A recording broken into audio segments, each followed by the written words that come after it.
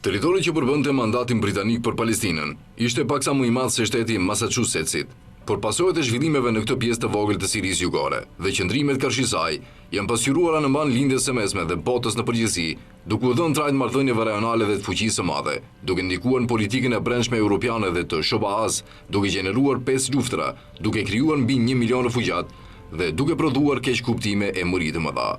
Historianët kanë dhënë këndvështrime të shumta mbi atë se pse mandati u bë burimi një grindjeje në një shkallë të tillë. Për disa,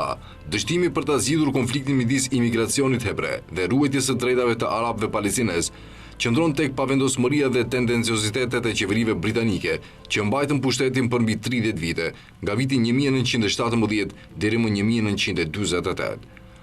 Duhet kemi parasysh që në fillim premisën unike mbi cilën u krijua mandati për Palestinën. Një palë e tretë, Britania e Madhe,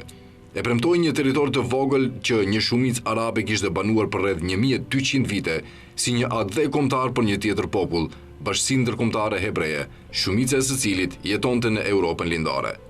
Pretendimet sioniste për të njëjtin territor të banuar nga arabët palestinez janë në rrënjë të konfliktit për Palestinën.